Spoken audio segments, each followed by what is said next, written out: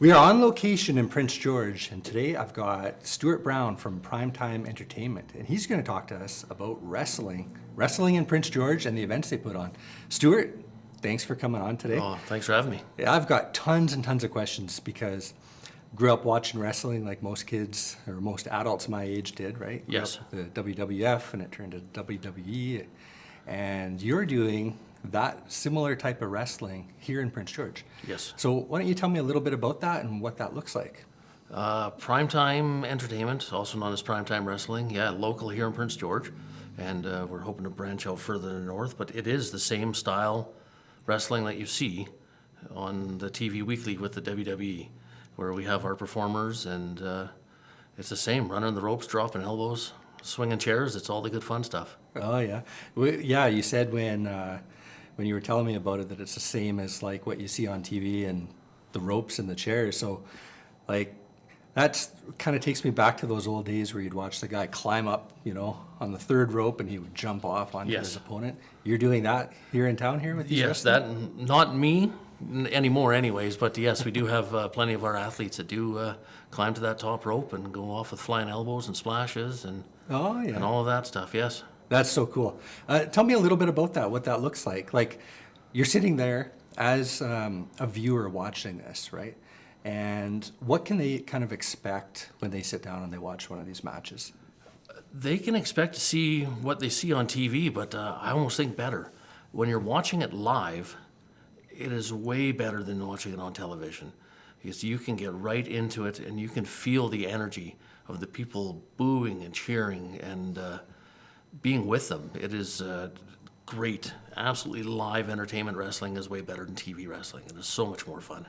Oh, yeah. What's it like to kind of just sit there and just watch the event unfold? Because they're all story-driven wrestling events, right? Yes. So there's a backstory with the wrestlers, and then they kind of come in and they do their match. They have their rivalry. How does that get all kind of set up, first of all, and then brought to the ring and then unfold during their match?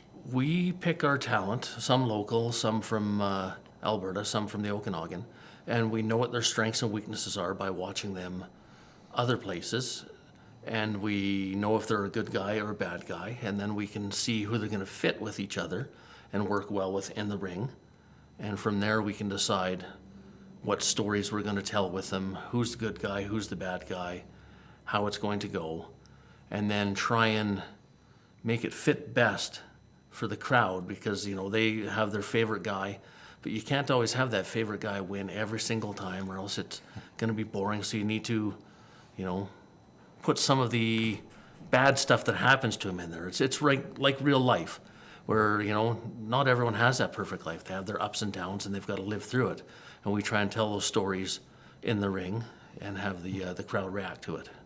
Ah.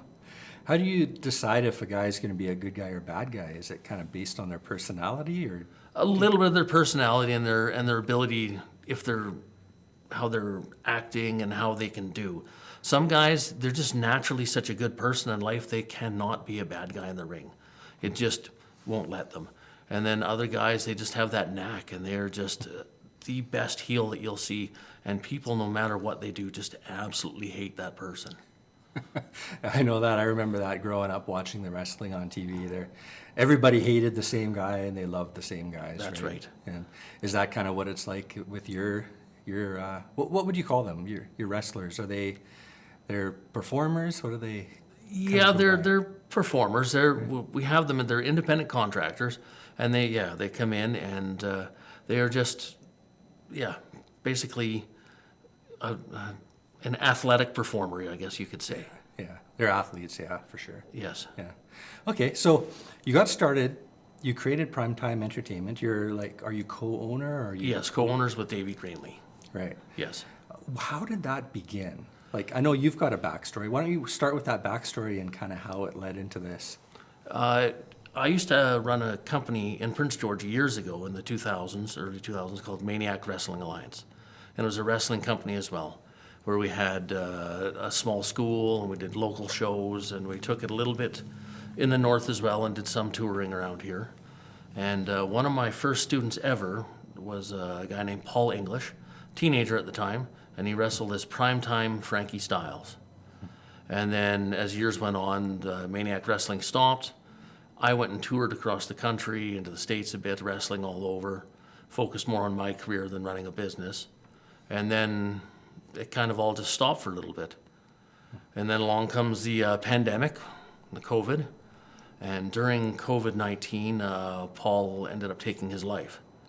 And from there, we wanted to run a tribute show for him, which we ended up doing in October of 2022, I believe. And then it had such great raves and reviews, and the people really enjoyed it that Davey and I looked at each other and said, well, I guess we're back in the wrestling business again. And so Primetime started, naming it after him. And that January, like Davey and I from the ground up have built this, where we actually were in the welding shop for 12 hours that day and built the ring with a welder, like the whole day in there. And then over the next month or so, we moved it to a different shop to where we built the ropes and got all the cables and everything ready for it, and literally built this thing from the ground up ourselves, with making of the ring first and then booking the hall and getting the talent again and getting ourselves branded. And now Primetime Wrestling is a couple of years into business now and starting to do very well. That's great. So since 2022-ish then Yes. is kind of when you had your first. How many matches did you have that year? Was it just the one? Just the one show that time, and then March, I think 2023 is when we had the first actual primetime show named as Primetime Wrestling, and Oh, yeah. and gone from there. Oh, yeah. Tell me more about Paul, what he was like. And Like you always hear, like the funnest guy around, always got a good story, a good joke, always smiling, happy. He was very talented. One of like my better students, just watching him, his talent unfold in the ring, like he was good. He could sell well, get on the mic well. He was great. And then, of course, you know, just as things go on, you know, life goes on, and he didn't pursue wrestling and went in and started working and doing regular stuff. But yeah, he was a great talent at such a young age. And he was, you said, a student of yours, so Yes. you train a lot of wrestlers here in Prince George. I've trained a few, yes. I've probably about, I don't know, 20 or 30 people total. Only, you know, 2 or 3 have really taken it a lot further. Yeah. So if you don't have an event going on and you don't have the ring set up at a venue, is it set up somewhere right now? Where? Not at the moment. It has been in the past. We rented space in the past, and I did have the last batch of students that help with Primetime now. And there's a few of them that are still going and continuing on with it. But at the moment, yeah, we think about finding a space again to set up and start training. And so it's something that we're thinking about doing again. Yeah. So how do you practice jumping off the ropes and everything if you don't have the ropes there to climb up? A lot of the guys, once they go through the training, because it takes quite a while, they're wrestling all the time, like every second weekend or every weekend, depending on where they live and how much they're willing to travel. So the ring is up on the weekends, and they continue to train before the shows. And Oh, yeah. yeah, Is that something that you kind of find people like, I would love to do that. If you were ever to say, come on in, let's do some wrestling, I would want to be jumping off those ropes. Yeah. That sounds like so much fun. it is a lot of fun for sure. People don't seem to understand the pain that goes with it, though. Oh, yeah. One of the first things you learn is running the ropes, being able to run back and forth, the way you step into it properly, the way you got to grab the rope so you don't slip through and hurt yourself. And then within the first couple of weeks, you are black and blue wherever those ropes are hitting you. You've got solid bruises across your back and your hips because they are just steel cables wrapped in foam. That they're not, you know, soft cushions like a lot of people might think they are. They're not elastic. No, Oh, no, man. they're 3/8 steel cable inside there. Holy. So when you see that guy get pushed against the ropes and he gets wrapped up in it, he's getting wrapped up in a metal cable. Yes, that's right. They have a little bit of, like I say, rubber, pipe foam, and duct tape for the most part. Wow, I had no idea. Yeah, in the WWE, they do use rope still, one of the only companies that do. Almost everyone else, though, uses steel cables inside the ropes. Holy, I don't think anybody knows that except like you guys and Yeah. the wrestlers, yeah. Yeah. Wow, wow. A quick story about that is we were in Kitcalla doing a show many years ago. And so it's a rope, but the steel cable overlaps and then you use clamps. And it started fraying at the end. And before the match, when we were training and going over stuff, I noticed that the fraying had like poked through. So I told the guy, go get the duct tape that all up so no one hits that and gets hurt.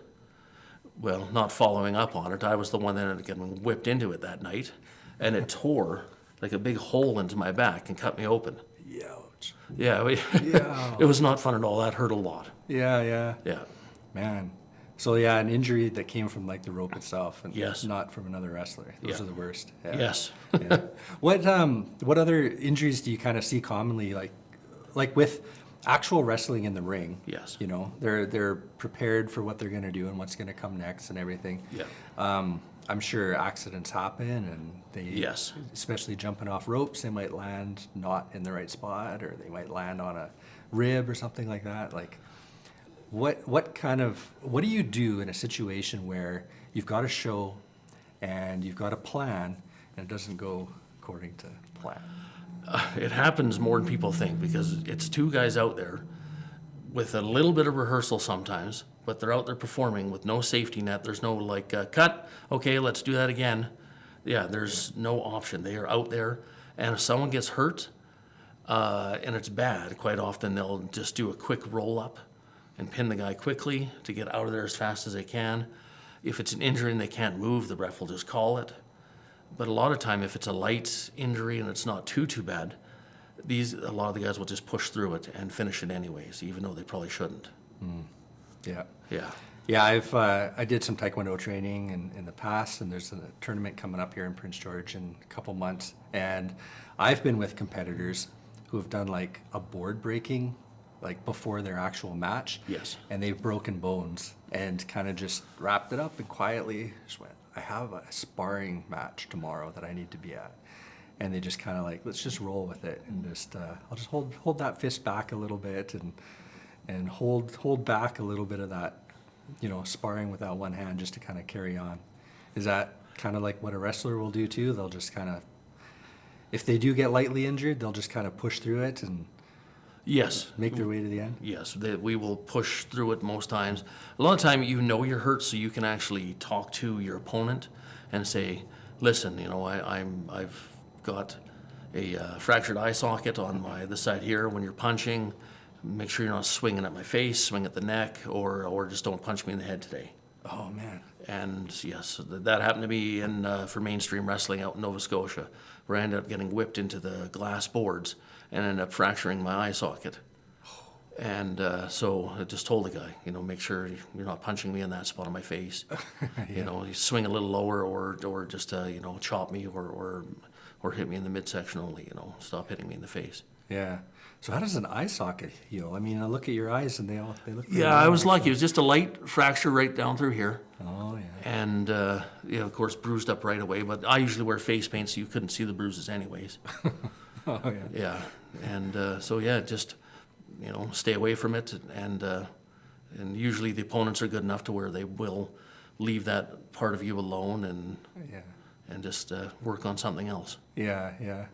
Let's talk about that a little bit, the face paint and stuff, and the uniforms and outfits that they wear. Yes. Because I know, like growing up with all the wrestlers you loved, they all had a unique look. You know, you can imagine, like, date myself, but the Ultimate Warrior, right? Yes, The yep. face paint, the ribbons and everything, the color. What can you expect your wrestlers to kind of come into the ring wearing and looking like? A lot of them do wear the proper boots, proper tights, because that's what we want. We try and make everything as professional as possible.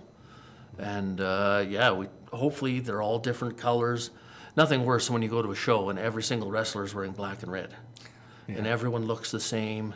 Yeah. So as well, you know, we try and hire guys that have different looks, different bodies, you know, different muscles, heights, because we want a great big variance in everyone so you can see the difference and just have a good look and view of all the different guys there are.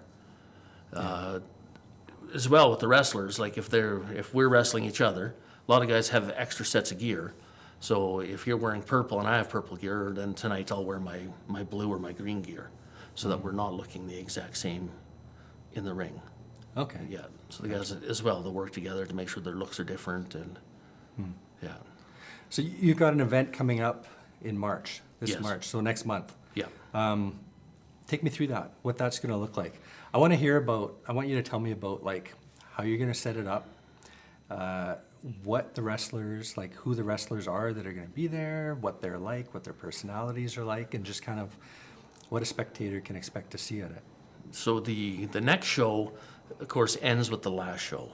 So in January, we had a couple of turns to where Braden Goss was a good guy, but he turned and now he's a bad guy. And so Vance Nevada, Andy Anderson, Sean Gaston, Edward Wild, and Braden Goss have now formed a new stable to where they're this very big bad guy group together. Okay, don't hold back on that. Go into a little bit of detail on how that happened.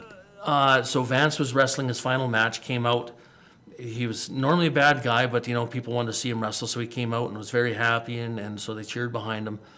And at the end of the match, Edward Wild ended up winning and retiring Vance, and we were hoping Vance would win. So Vance, upset about the night, was still going to leave the fans happy, and he was going to sing them a nice song in the ring. And Edward Wild snuck in and hit him with a chair. And then John Gillespie, our local good guy, came in to make the save, and he took the chair away from Edward. But when Vance woke up, when he seen that John had the chair, not Edward, so he thought John hit him. So on the next show, the next night, Edward and John were wrestling, and Vance came back out to the ring with the chair, and we're all thinking he's going to crack Edward because Edward's the one that actually hit him, but he hit John.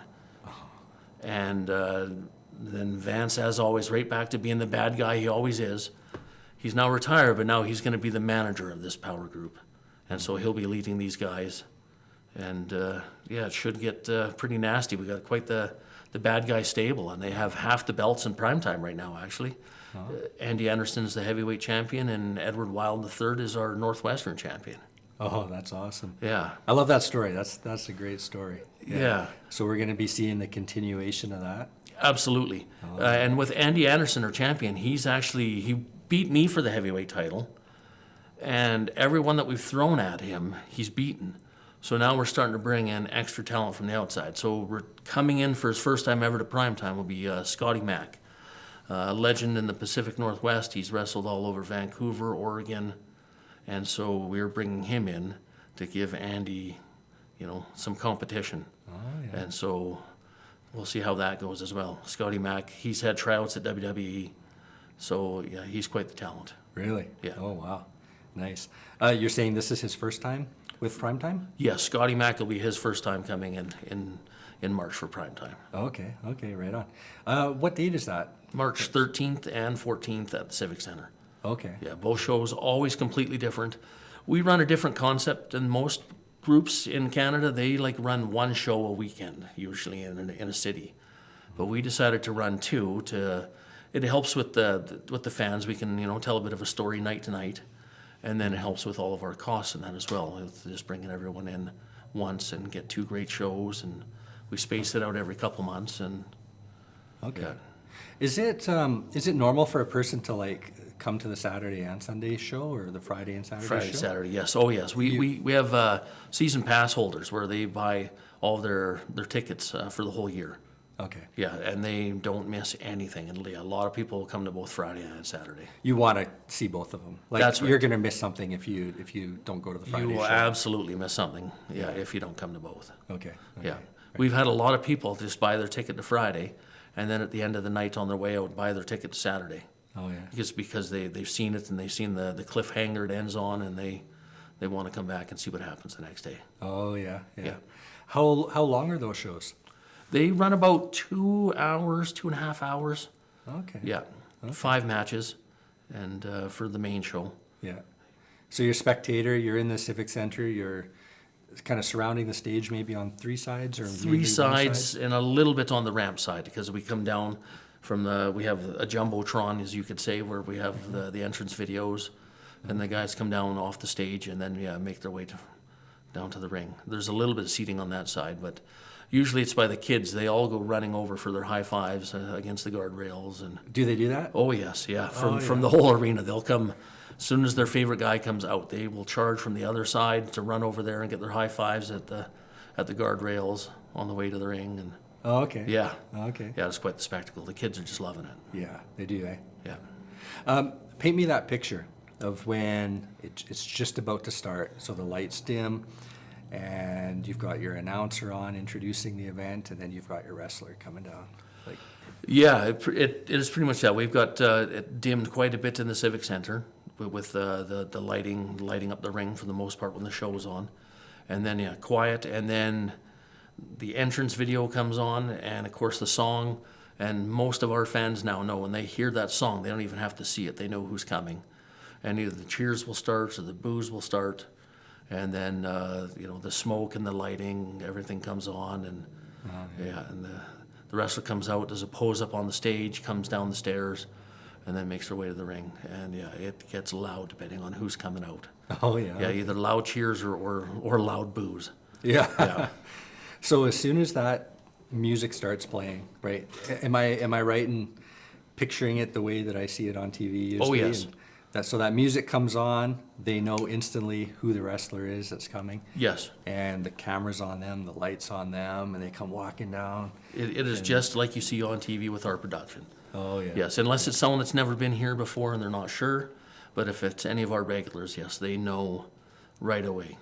Yeah, within a second or so of that music that they know who it is. And yeah, the lighting comes on, focuses them on the stage, follows them to the ring. Mm-hmm. Yeah, so it's just like you're watching a big show. And the kids are there giving them the high fives. Right like away, you yeah, said. right at the grate, yeah, waiting for their high fives. Oh yeah, yeah. During the match, when the wrestling is kind of all happening and stuff, the kids are still there, probably faces plastered on the rings, or do they go? Oh yes, take they their go back seats? to their seats, and then from there they're yelling and screaming and Oh yeah. booing and Yeah, yeah, yeah. yeah. So you just don't know what to expect sometimes. You got, yeah, We try and keep changing it up, keep people on their toes, try and surprise them, because you don't want a show that's predictable where you just know that this guy's always going to win and this guy's going to always be the loser and it's the same thing that just happens. We want to shock people and yeah, yeah. So you got that story of the turn that happened in January. Yes. Or was it January? January, December? yeah. January. yeah. So what is going to happen now come March? Like, you've told me a little bit about some of the wrestlers that are there. Tell me a little bit more about their personalities and kind of who they are and what you kind of can expect in the ring without giving away too much. Edward Wild III calls himself the true heart of the North. He's from Vanderhoof. Very, very hated. One of our most hated wrestlers we have here right now. But he is good, and he can prove himself in the ring. It's not just cheating along that way. He is extremely athletic, extremely talented, and people can expect, even though they hate him, that he is going to be doing some amazing things in that ring, no matter who he is with. Well, why is he hated so much? Just the arrogance that he can portray in the ring. He is, comes across as very, very arrogant. Okay. Yes. Okay. And the big turn was from Braden Goss, one of our main baby faces, good guys for a long time. And his story to where, he just kept losing. He's frustrated. He's angry. And so when he came running out on the Saturday night show, he's normally the good guy, and everyone thought that he was going to come make the save and help John Gillespie, our other local guy that people just love. He came out and dropped a great big leg drop right on John, and instantly the crowd just gasped, went angry, and then just started booing. The whole place just erupted in boos and yelling at him. They couldn't believe that he turned. And so it's good to be able to tell that story and twist and make them just absolutely, in 2 seconds, go from loving him to hating him. Yeah. Yeah. Yeah. What are the other wrestlers that are going to be there that night, and what are they like? Well, John Gillespie, mentioned him lots. He is a local athlete. He did rugby. He did amateur wrestling. He's been to national tournaments in high school. And we call him the intensive care bear. He's a short little guy, but big bushy beard and bushy hair. And he looks almost like a bowling ball. People just love him, though. Get right behind him. Yeah. All right. Yeah. Any other wrestlers that really stand out? Trying to think of more of the good guys at the moment. See, we have a lack of good guys at the moment. You can tell me more about the bad guys. They sound pretty fun too. Yeah, the aviator, Sean Gaston, same thing, absolutely hated. People, same thing, the arrogance just drips from him. Always more concerned about himself than anyone else. He used to have a female manager, Vanessa, that would help him to the ring. And she ended up getting hurt. And instead of helping her, he won a title and just grabbed his belt and left. Just left her in the ring, knocked out. Yep. Oh, man. Yeah, cares more about himself than anything else. So Yeah. no longer has a manager, of course. Yeah. But yeah, Wow. he's just a natural villain. Yeah. Okay. Love. Yeah. The guy you love to hate, right? That's right. Yeah. Well, they sound like a bunch of fun people. Yes, that's right. It's wrestling is always great when you can either relate with the characters, the good guys, so you feel like you're a part of them, or if you really dislike them because it's like you've disliked that person in your real life.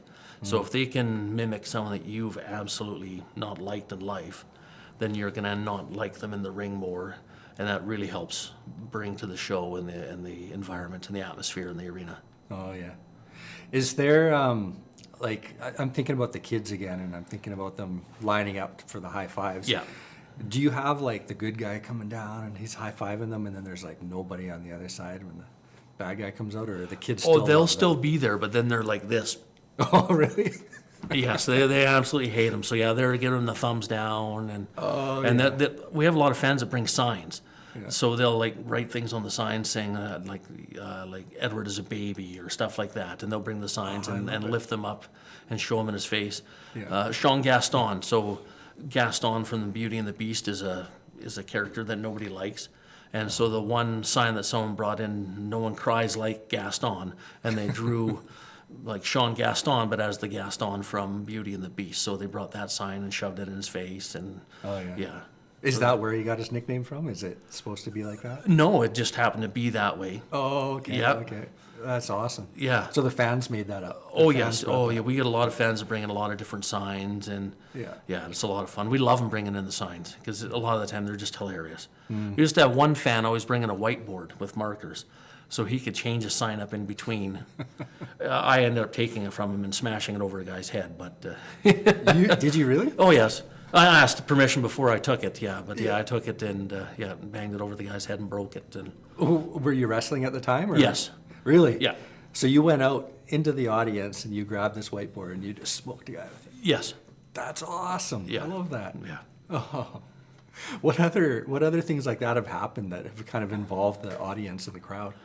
We've had the good guys sit a bad guy on top of a fan's lap, and then like the fan helps hold him a little bit, and the good guys like chopped him and punched him a little bit in the crowd, and so we've had some fun stuff with that. We love fan interaction, of course. Like that is one of the things that we really like, is having the fans being like cheering involved. Like obviously we don't want them to climb into the ring or be part of anything unless it's kind of spoke about and talked about, and Yeah. yeah. That sounds awesome. Man, I can't believe I've missed this all these years. It's even though Prince George is not really a big town, we're still just getting the word out. A lot of people don't know about primetime wrestling here yet. I'm sure if they actually get to know about us, that the shows will get bigger and crazier. Yeah. Yeah. Well, it sounds like you got some really interesting people. You got some interesting wrestlers with some great stories, and I love that there's like a story arc that you can look forward to next time.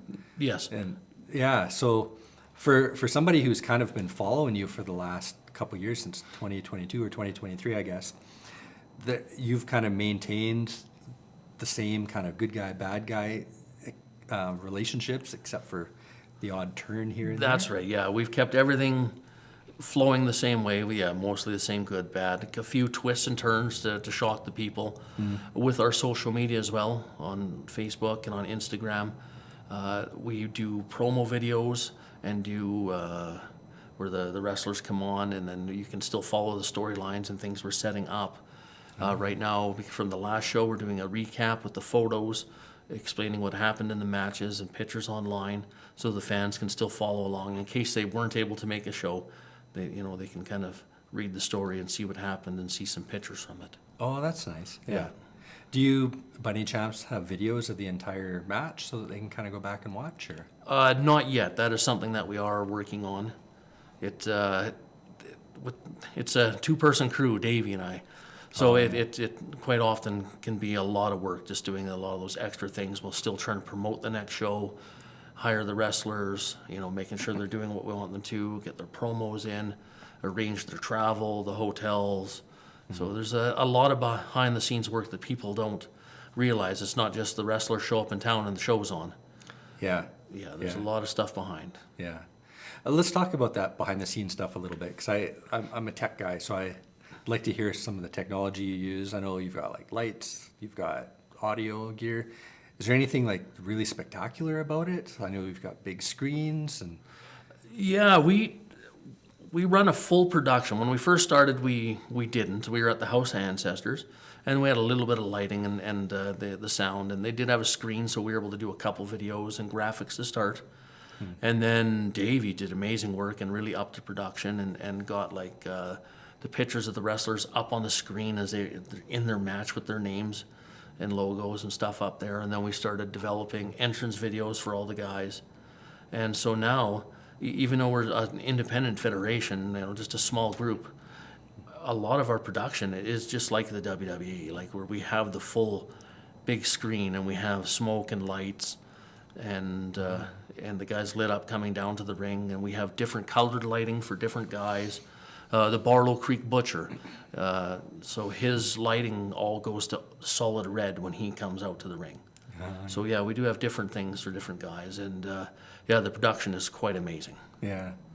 Barlow Creek, that's Quesnel area. That's right. That's Yeah. where he's from. Yeah. Oh yeah, that's where I grew up in Quesnel. So Okay. Familiar, yeah. Yeah. Oh, And that's we neat. actually have two of the Barlow Creek Butcher and Rebel Knoxville are both local guys from Quesnel. Oh, okay. Yeah. Oh, that's nice that you can have those kind of really local guys. And Yes. yeah, how far would you bring a wrestler in for? Does it matter? Like, do you? Last year we had Chocolate City in twice, and they flew in from Montreal. Oh, okay. Yes.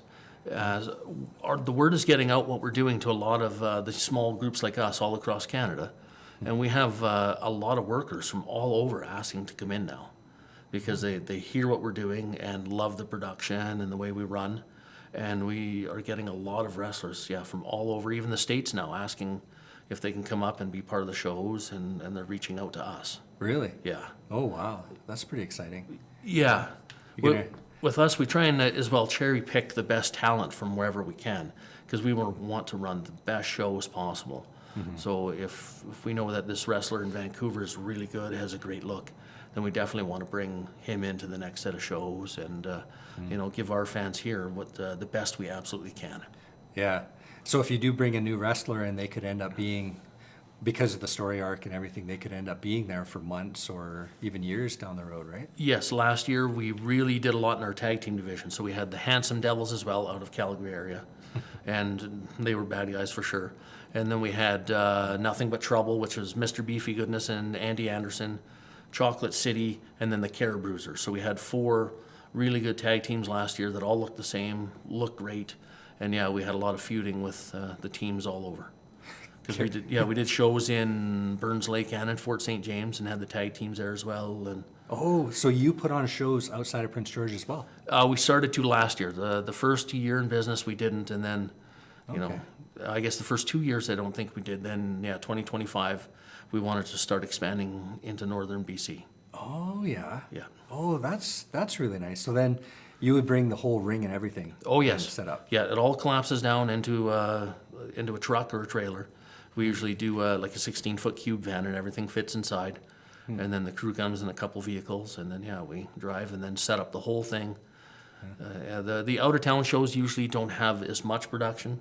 They quite often just have like the video screen, and with the entrances and the music, we don't do full lighting and smoke and all that. Okay. Yeah. With any type of traveling shows and stuff, and wrestlers having to travel to come to your event, you ever have any iffy situations where you didn't know if a wrestler was going to make it on time? The last 2 sets of shows, so January and November, the Alberta car ended up getting stuck on the other side of an accident. And we're stuck on the highway for 4 to 5 hours just sitting in the line. Oh yeah. And so sleep in the car as much as they can. And you gotta remember, a lot of these guys are huge, so they don't fit well in vehicles to begin with. So you get 4 large guys in a car trying to sleep for 4 hours on the side of the road because there's nothing else to do. It's winter time, it's cold. Yeah, so it is not comfortable. And the last 2 times we've been lucky. They've actually had cell service where they were stopped. So we were able to get some information. They're stuck. And so we do start changing and making contingencies in case they're going to be late or they just can't make it at all. So that is a lot of work for Davey when that happens, because with the production changes, it's not just, a simple switch a guy in, switch a guy out. Yeah. The whole sequence of the slides, and then you're going to switch entrance musics and everything else around it is a lot of work when that happens. So even when an injury happens the night before and we have to change the next day, same thing. It is a lot of work to switch everything around. Yeah, it's not like a football game where you've got a couple extra guys on the bench just waiting to get their turn, eh? That's right. There a lot of time there isn't, especially on out of town shows. We take a minimal crew. It's when you have to arrange travel for 14 guys, you want to take as little vehicle as possible. You need to make sure the crew is there. Keep the expenses down because the hotels, the extra vehicles. So we want to keep the cost down.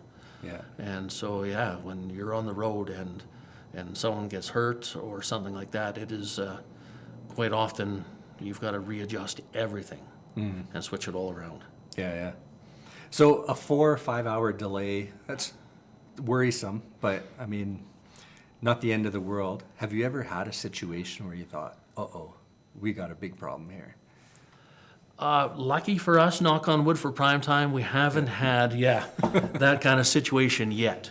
Okay. I was on a tour with Mainstream Wrestling up in Labrador, and we were traveling from one city to the next, and it was driving over a new road that they were just building at the time, all gravel up there.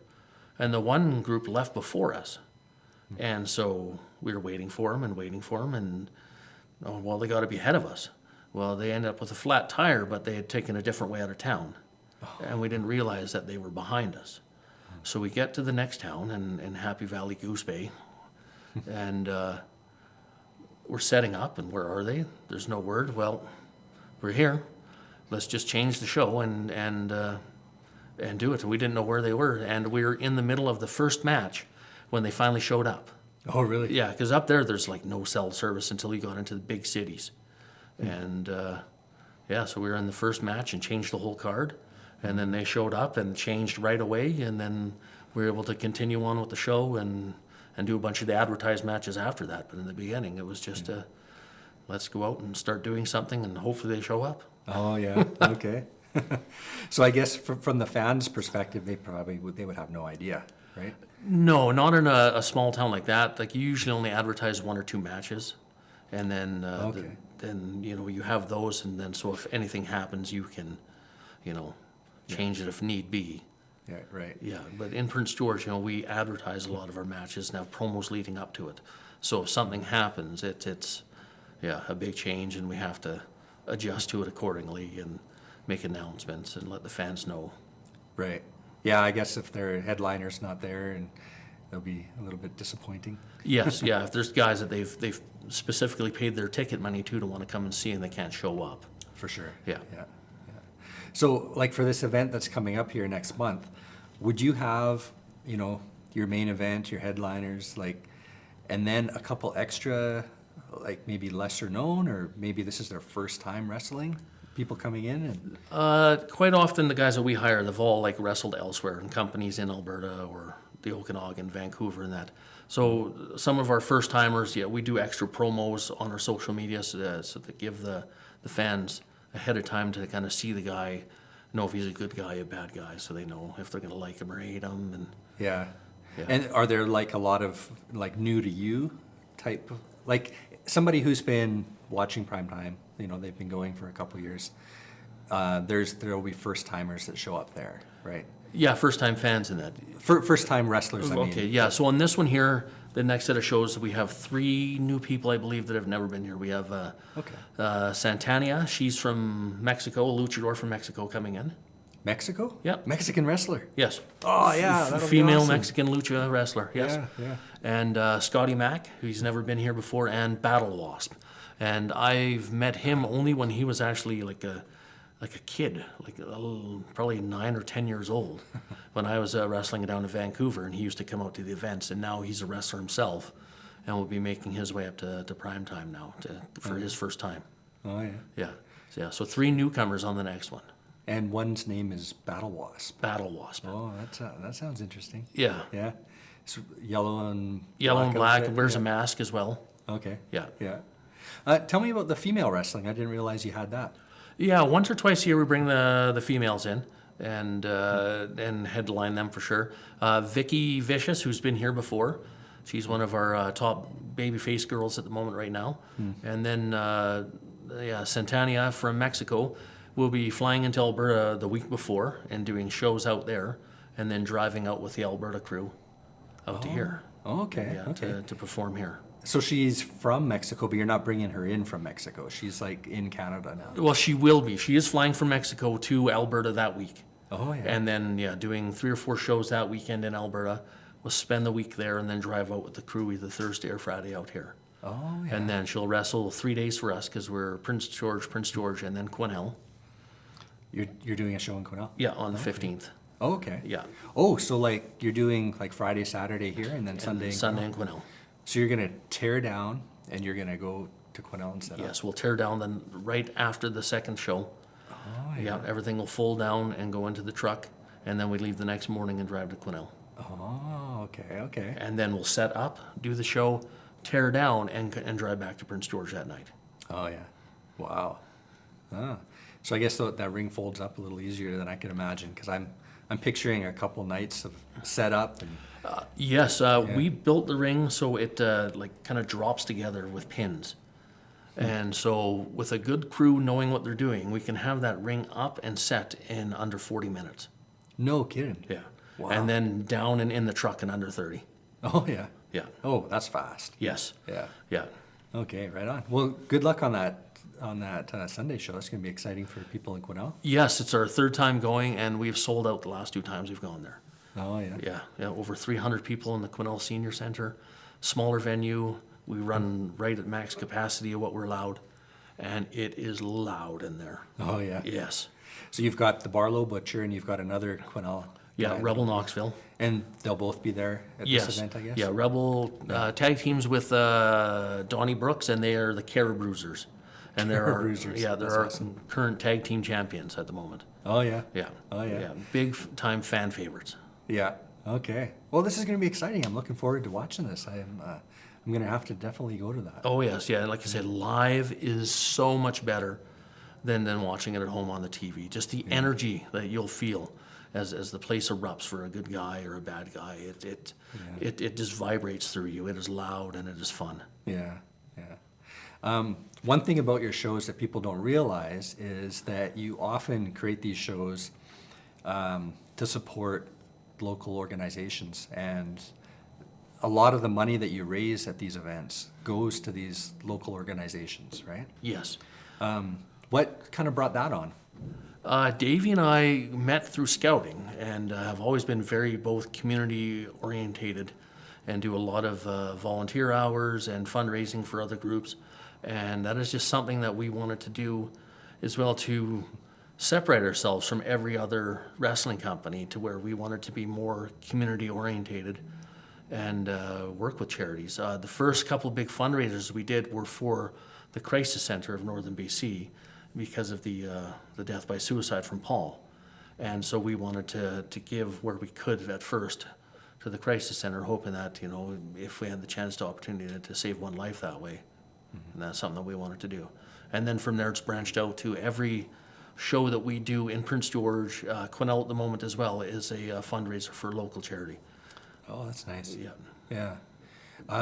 Is that kind of the plan going forward, is to kind of always have a charity in mind and for Yes, every yeah. show? Yeah, we're always going to be community and charity orientated. At the moment, we are over $47,000 currently donated to local charities. With we plan on, after the set of March shows, that will be well over $50,000 donated back. Wow. And that's pretty good considering, like, you're talking about really getting started in 2023 with your first. And we're not full time. Like we run 10 shows a year in Prince George. You do 10. 10. So and so, for that amount of money, just over so many smaller events, I think is quite good. Like it's not like we're running stuff all the time. Prince George is only 10 times a year, and Quesnel we're doing twice regularly right now. Okay. Yeah. Wow. Geez, I'm missing out big time. Yeah. Our schedule's already set for all of 2026, and then I'm sure soon we'll be talking to the Civic Center again to already set up our 2027 dates. Okay. Because we book like a year in advance to try and get the dates that we want in the Civic Center. And Yeah. Did you say that those 10 events are all in Prince George? And then you Yes. have more outside of and Prince then George? yes, 10 in Prince George. We run Okay. 2 at a time, usually January, March, May, September, November. We run double shows every time. Okay. Yeah. Okay. And they kind of all, like, you don't want to miss one. Because if you're like a huge fan, especially of the wrestlers, you don't want to miss that. Something happens every time that you are not going to want to miss. Yeah. Yeah. If by chance you do miss, we do catch it up a bit on the social media, and there are other fans that post as well. Yeah. So you can, tell what happened, but of course, you never want to miss the action. It's just a lot of fun. Yeah. What are your plans, kind of, if you're looking ahead, you've got 2026 planned out and booked, you said you're thinking about 2027. What might 2028, 2030 look like, or what do you hope it can kind of become? We want to do, I personally would like to do at least 50 shows a year in northern BC through all out the other communities, and expand prime time and expand what we're doing to where we can keep giving back to all these other communities as well, where we're not just going to come in, run a wrestling show and go. We want to partake in the community and the different events. In Fort St. James last year when we went, we did 2 shows, so we had time in between the 2 shows in the daytime where our wrestlers actually go to the schools and talk to the kids and talk about, anti-bullying, eating properly, things along those lines to help the community as well. And the hero in you, I guess you could call it. We kind of say that what we do and go out and reach these different communities and just try and be good out there. Yeah. Well, that's really nice. Yeah, to me that's a huge thing for businesses to do, is to help support the community in some way. Yes. Because a lot of times the individuals themselves can't. So, but a person with a business kind of has an advantage there of being able to do that. So. Yeah. And like I said, we wanted to do everything different. Like there's probably a couple hundred wrestling companies like ours all across Canada. But to separate ourselves from it is we want to give back. Davey and I, our whole lives have done community service, volunteer hours, running projects. Mm-hmm. So it's something we wanted to continue to do with our business and give back. Oh yeah. Is scaling up scaling primetime up to have thousands or tens of thousands of audience members one day? We would love to have way more, for sure. As people in Prince George hear about us, I'm sure our numbers will continue to grow. We're on the rise. People hear about us all the time, and our numbers are growing. It would be nice to outgrow the Civic Center, but that's still a ways away. We're just in 2 of the 3 rooms there, but we can still expand into the 3rd room and still put another 300 or 400 people into there. Yeah. And it would be nice to expand eventually into the CN Center and do a super show there maybe. And then as well, these other communities that have the arenas, Dawson Creek, Grand Prairie, maybe even up into the Yukon and go into the big arenas up there and continue to grow. We're always reinvesting back in, getting more lighting or new items for the ring, just to keep things looking professional and looking top notch, because we don't want to have everything look grimy and ugly and old. We want to keep things nice and clean and new and professional and run at the top of the game. Yeah. And I guess once you do kind of scale up to a larger venue and everything, it all changes as well. You've got a longer run-up area. You've got lighting has to change. That's right. Sound is completely different. Yeah, we've been lucky with the Russell AV. We work with them. They've been great with supplying the screens and the lighting. And, we sit and talk to them, we explain our vision, and they are able to implement what we want and get the lighting the way that, we have visioned as well. And, they've been working great with us and have been a great partnership in the community. Yeah. They've recently just got that bigger LED screen with the ones where they can build the columns. I guess Yes, they've they taken debuted it at prime time. They got it in, and normally they just run the regular screen, but they said, we got this new screen in. Can we put it up and try it at your event so the guys can get trained on it? Absolutely. Please bring that in. Yeah, Yeah, yeah. that screen is just amazing, and it's like you can go any size with it and do it and do whatever you want. You just add more panels to it. That new LED screen is pretty amazing. Yeah. So a lot of the guests that I've had on have used Russell AV for their events, and they've talked about this amazing screen, and I've seen it a couple times. Yeah. Festival of Trees, they set it up. The Business Excellence Awards, they set it up. Yeah. And those vertical columns that they can just take like 4 of the screens, stack them together, and create like a vertical TV out Yes. of it. Do you use that? Like, I'm picturing like a picture of your wrestler standing there like this with their name and their, If they start bringing that out more, then yeah, we will definitely develop more graphics for it and have that. yeah. Yeah, we just had it the one first time and when they were testing it out, and so it was just ran it regular. But if they bring that back out to our events again, and we know ahead of time, then we can make the graphics and do a lot of cool things with it. Yeah, that'd be cool. You got to get all the wrestlers in front of a photographer and get those cool shots of them kind of. Yeah, so all their different poses and Yeah, yeah. The camera rotating around them. Yeah, flames behind them. Yes, that's right. Like everyone has something different. Like the aviator, when his entrance comes on, we have like a big jet, like a F-14 jet flying, and then his logo drops down in front of the jet, and a lot of cool stuff. Dave's been doing some great work. Oh yeah. So Yeah. you got the whole sound effects package and everything. Eh? Oh yes, Yeah. So what makes him the aviator? Where'd he get that name? I am honestly not sure why he decided to be that. He comes out, of course, wears the big aviator shades. Yeah. His ring jacket comes in, and it's great big sunglasses that comes like the big aviator. So he takes it off, but it's just a big sunglass logo on the front of his jacket and that. Okay. Yeah, I'm not sure where he decided to bring that out from, but yeah, he's done all the stuff with it, the jacket, and wears the big glasses. And He's not flying off the ropes or something like that. oh, he does sometimes. Yeah, big elbow drops and things like that. Yeah. Yeah. What proportion of your wrestlers do that kind of stuff?